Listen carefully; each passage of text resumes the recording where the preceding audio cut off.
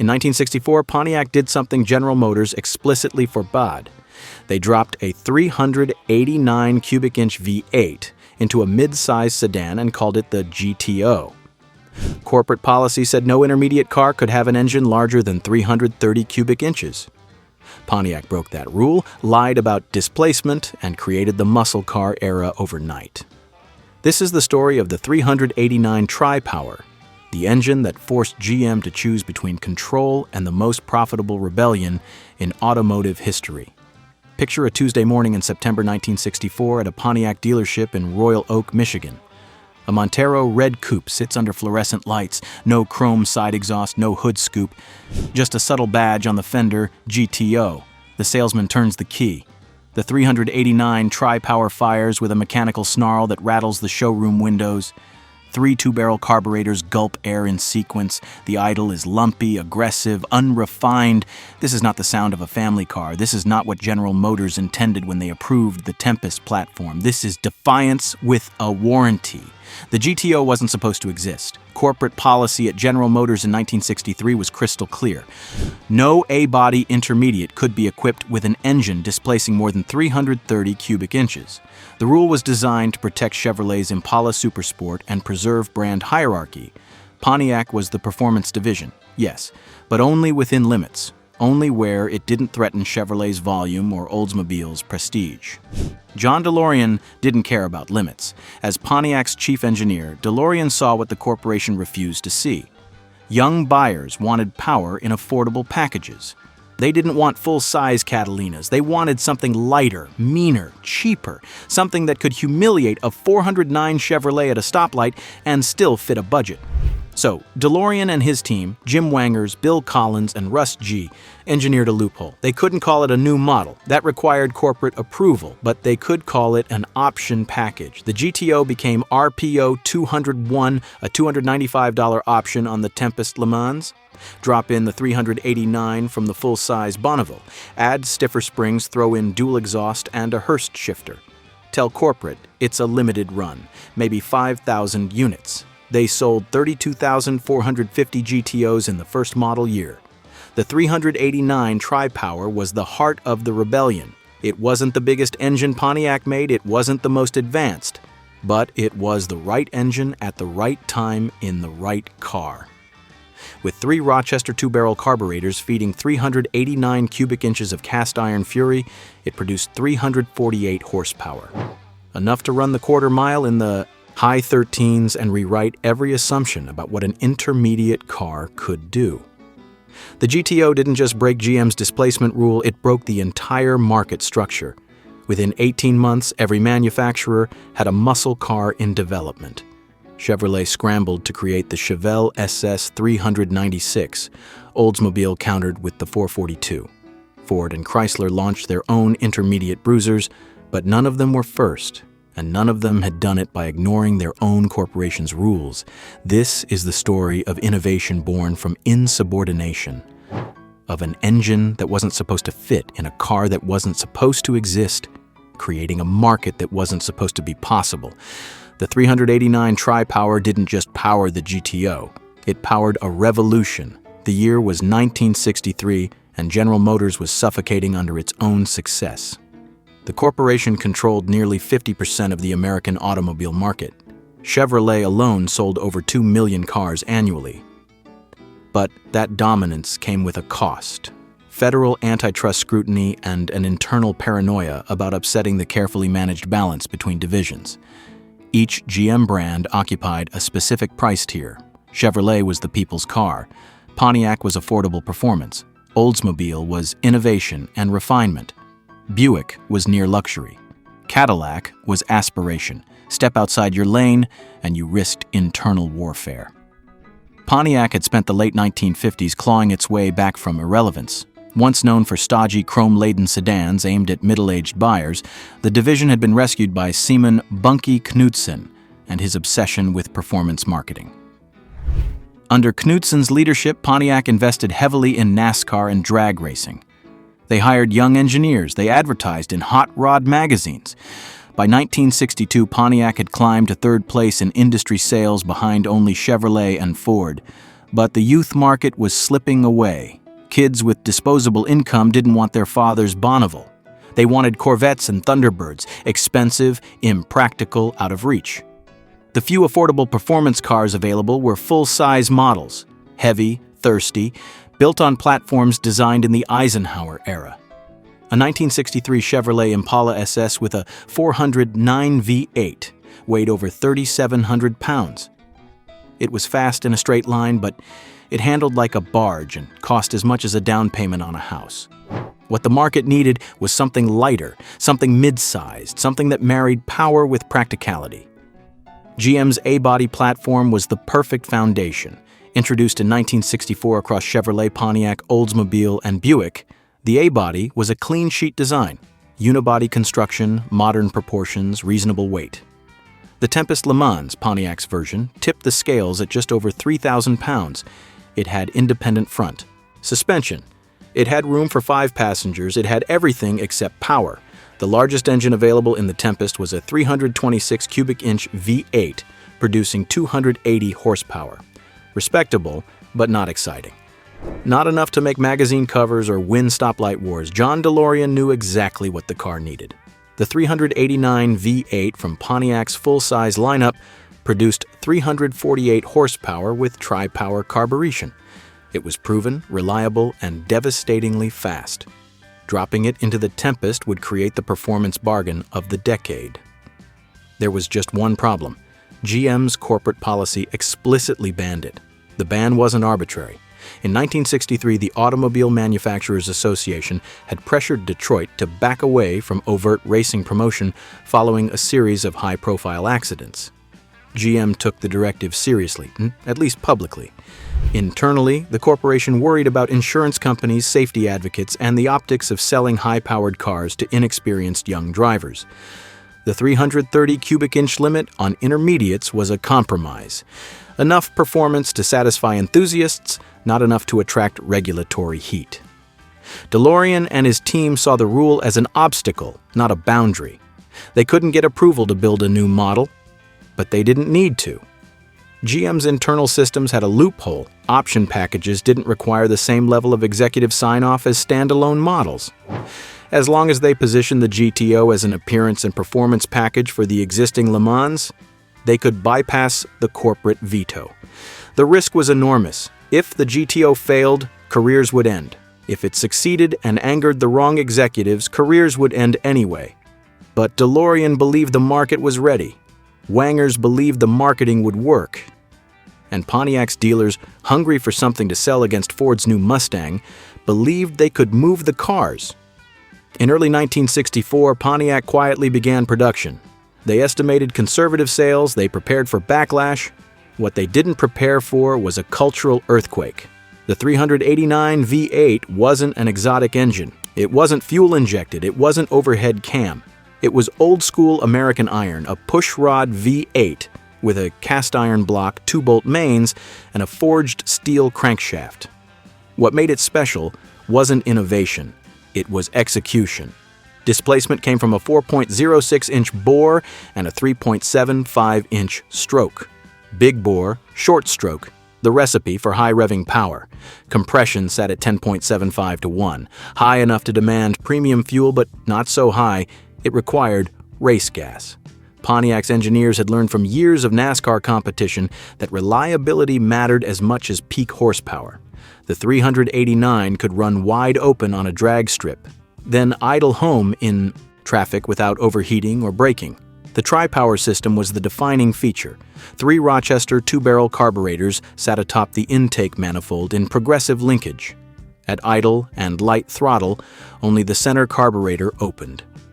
Cruising down the highway, the GTO sipped fuel like any other mid-size sedan. Bury the throttle past half travel, and the outboard carburetors snapped open in sequence. The engine inhaled through 6 barrels. The sound changed from a mutter to a roar. According to period road tests, the transformation was instantaneous and intoxicating. Car and Driver tested a 1964 GTO with Tri Power and a 4-speed manual in October of that year. 0 to 60, 6.6 seconds. Quarter mile, 14.8 seconds at 95 miles per hour. Those numbers put the GTO in Corvette territory for a fraction of the price. The magazine called it a supreme example of Detroit provocative thinking. But the numbers only told part of the story. The 389's real genius was in how it delivered power. The torque curve was flat and wide, 428 pound-feet at 3,600 RPM, with usable grunt from 2,000 RPM all the way to the 5,200 RPM redline. That meant the GTO pulled hard in any gear at any speed.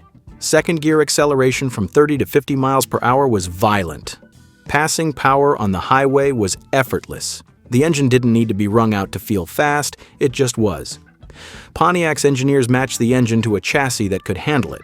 Heavy-duty springs and shocks came standard. The front suspension used unequal-length A-arms with coil springs, a modern design borrowed from Pontiac's full-size cars. The rear was a live axle with trailing arms and coil springs, simple but effective. Sway bars front and rear kept body roll in check. The result was a car that didn't just go fast in a straight line, it cornered, it stopped. Motor Trend's test driver noted that the GTO handles far better than its size and weight suggest. It wasn't a sports car, but it didn't drive like a boat. The Hurst shifter was another critical detail. Pontiac partnered with Hurst Performance to develop a short-throw linkage for the Muncie 4-speed transmission.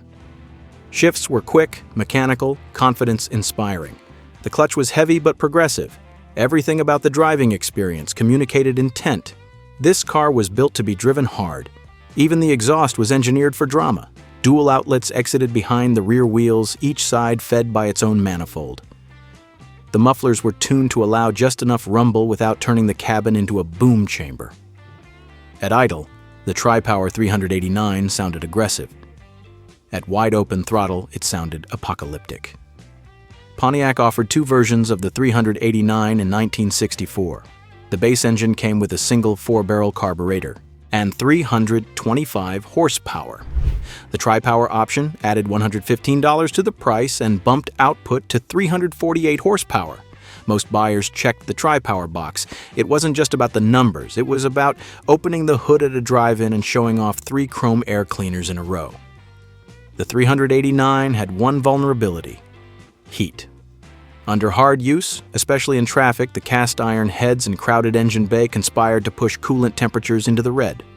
Pontiac addressed this with a heavy-duty radiator and fan clutch, but the GTO's reputation for running hot persisted.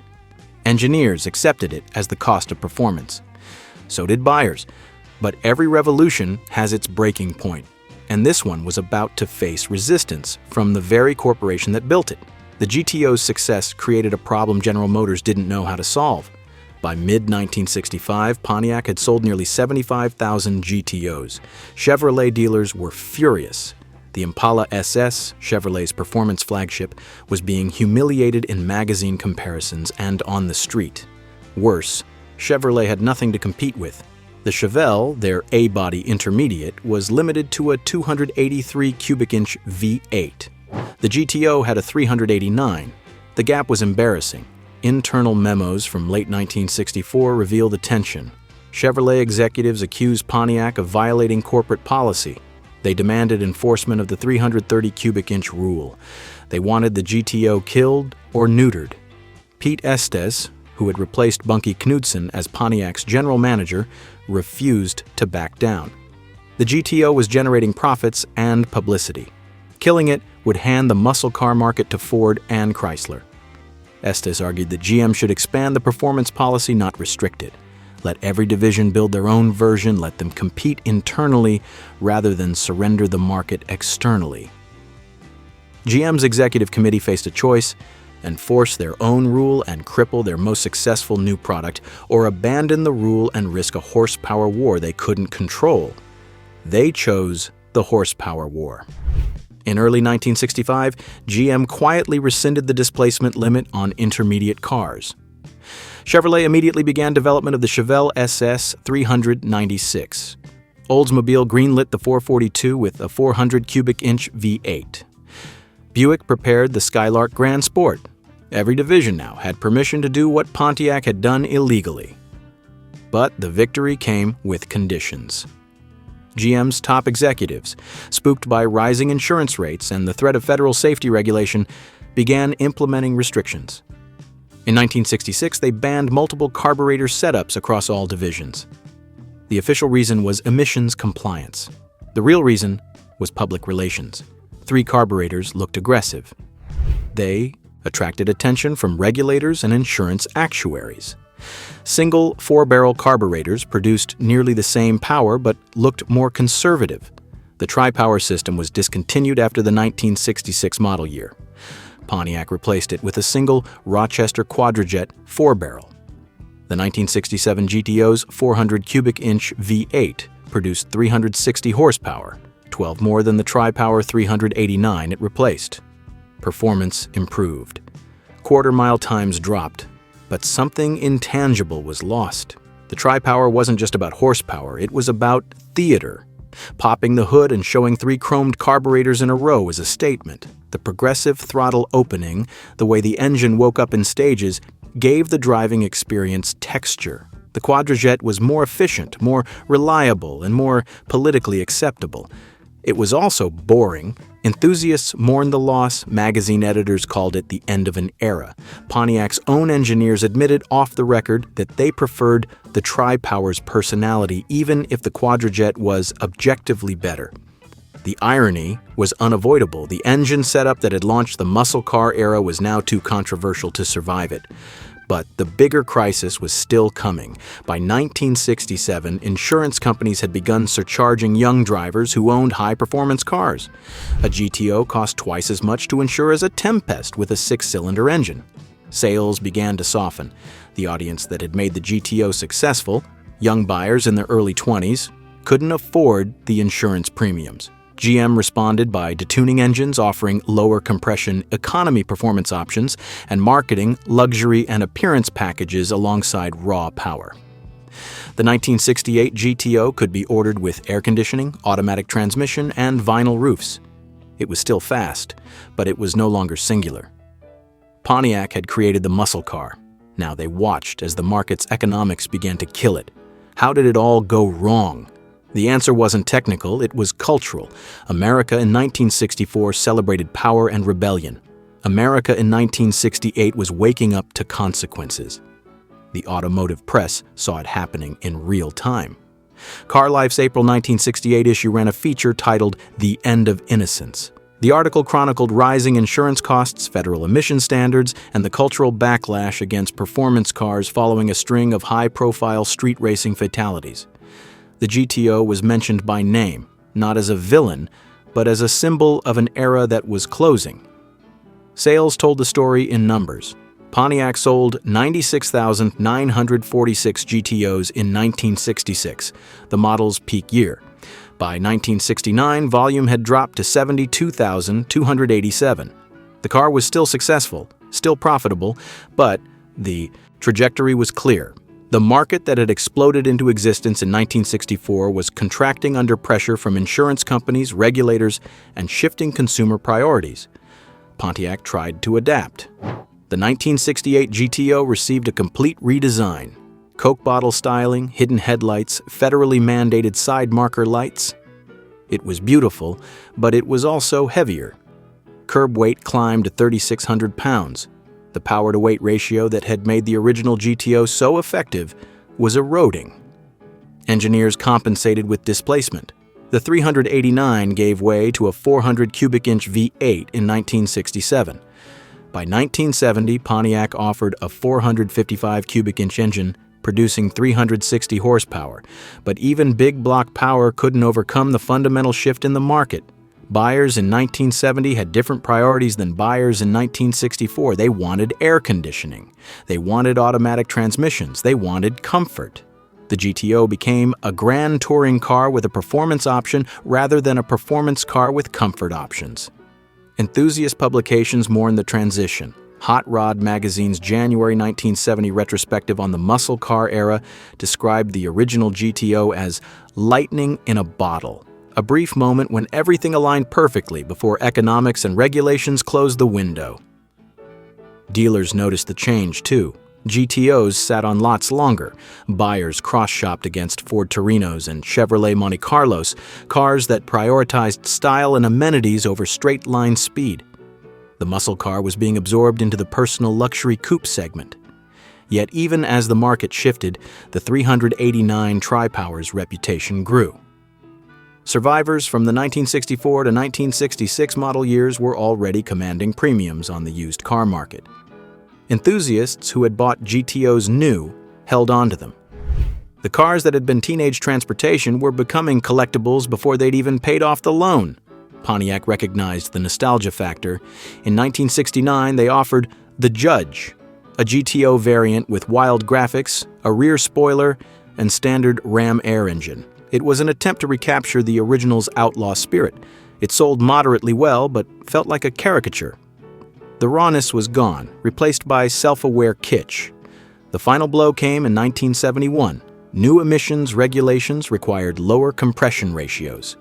Pontiac detuned every engine in their lineup to run on regular, unleaded fuel. The 455 V8 in the 1971 GTO produced 335 horsepower on paper. But that was gross horsepower, measured without accessories or exhaust systems. Net horsepower, the new honest standard, was 255. The GTO was still quick, but it was no longer shocking. By 1972, the muscle car era was functionally over. The GTO survived as a nameplate through 1974, then disappeared. Pontiac briefly revived it in 2004 as a rebadged Holden Monaro from Australia, but the resurrection felt hollow. The original spirit, the defiance, the risk, the mechanical honesty couldn't be recreated in an era of corporate platform sharing and global supply chains. But history has a habit of rediscovering what it once discarded. 3 decades after production ended, the 389 Tri Power GTO became something Pontiac never intended, an icon. Collectors who had ignored GTOs in the 1980s began hunting them in the 1990s. A clean, original 1964 GTO with Tri Power and a 4-speed manual, once a $1,500 used car, commanded $30,000 at auction. By the 2010s, Concours restored examples were crossing the block at Barrett-Jackson for over $100,000. The appreciation wasn't just financial. Restorers obsessed over correctness. Date-coded components, factory paint colors, original carburetor castings. Pontiac had built the GTO with no expectation it would matter 60 years later. Now, every casting number and assembly line mark was being documented and cataloged. But the GTO's legacy extended beyond collector culture. It fundamentally reshaped how Detroit thought about product planning. Before the GTO, automakers assumed performance cars had to be expensive. Corvettes, Thunderbirds, low-volume halo models. The GTO proved that performance could be democratized through packaging. Take an affordable platform, add a powerful engine, market it to young buyers, let volume, not margin, drive profitability. Every muscle car that followed, the Chevelle SS, the Dodge Charger, the Ford Torino Cobra, the Plymouth Roadrunner, used the GTO's formula. Intermediate body, big engine, minimal options, maximum impact. Pontiac had written the playbook, and the industry spent a decade refining it. Even when the muscle car era ended, the philosophy survived. In the 1980s, manufacturers applied the same logic to turbocharged 4 cylinders.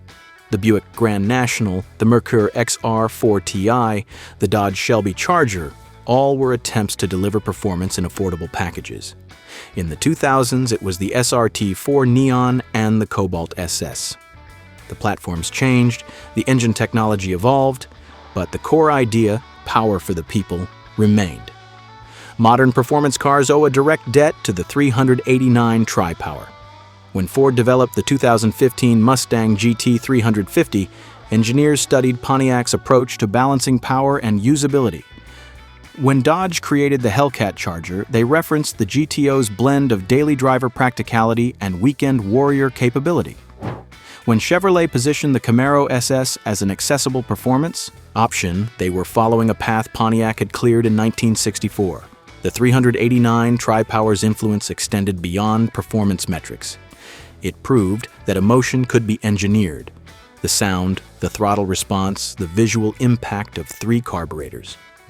These weren't accidents. They were deliberate design choices meant to create a visceral connection between driver and machine. That philosophy faded as electronics replaced mechanics. Modern engines are faster, cleaner, more efficient. They're also more isolated. Throttle-by-wire eliminates the mechanical linkage between pedal and carburetor. Sound symposers pipe artificial engine noise through speakers. The connection is simulated, not direct. Collectors and enthusiasts who restore Tri Power GTOs aren't just preserving old cars.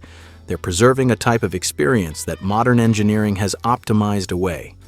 The lumpy idle, the progressive throttle, the smell of race fuel, the knowledge that 6 barrels are about to open and physics will do the rest. Some see this as nostalgia. Others see it as preservation of craft. What's undeniable is that the 389 Tri Power represents a moment when engineering, marketing, and cultural timing aligned perfectly. Pontiac couldn't have created the GTO 5 years earlier. Now, the market wasn't ready. They couldn't have created it 5 years later. The regulations and insurance costs would have killed it in development. The window was narrow, and they hit it perfectly. The sound of that engine wasn't just horsepower. It was defiance cast in iron, breathing through 6 Venturis, turning rear tires into smoke and creating a legend in the process. What began as an act of corporate insubordination became a blueprint for performance. What began as an option package became a cultural touchstone. And what began with 3 carburetors feeding 389 cubic inches became the foundation of an era that Detroit still references every time they build a car meant to make people feel alive. Picture that 1964 Montero Red GTO again, sitting under dealership lights. The 389 Tri Power idling, rough and ready. The sound of 3 carburetors breathing, the promise of 14-second quarter miles and highway dominance, the knowledge that this wasn't supposed to exist. That car was more than transportation. It was proof that rules could be broken if you were smart enough to navigate the loopholes. It was evidence that corporations, for all their bureaucracy, could still produce lightning when the right people refused to take no for an answer. John DeLorean and his team didn't set out to create an icon. They set out to solve a problem. Young buyers wanted fast, affordable cars, and nobody was building them. The solution was obvious to anyone willing to look past corporate policy. Drop a big engine in a small car, price it right, let the product speak for itself. The bummy with him, GTO succeeded because it was honest. No fake hood scoops, no vinyl graphics pretending to be performance.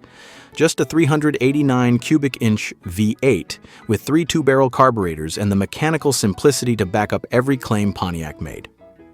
The Tri Power system lived for 3 years. In that brief window, it powered the birth of an entire market segment and proved that performance didn't require 6-figure budgets or exotic engineering. It required courage, timing, and a willingness to bet that buyers would respond to something real. 60 years later, we're still chasing that feeling. Every manufacturer that builds a performance car on a mainstream platform is following Pontiac's example. Every turbocharged 4-cylinder aimed at young buyers is an echo of the GTO's philosophy. The technology has changed, the execution has evolved. But the core idea, and that driving should be exciting, accessible, and unapologetic, remains. The 389 Tri Power didn't just power a car, it powered a movement. If you've ever driven or owned a GTO, or if you've ever experienced that moment when 3 carburetors open and the world compresses into acceleration and sound, share your story in the comments. These machines shaped not just automotive history, but personal histories. They're worth remembering. Thanks for watching, and I'll see you in the next video.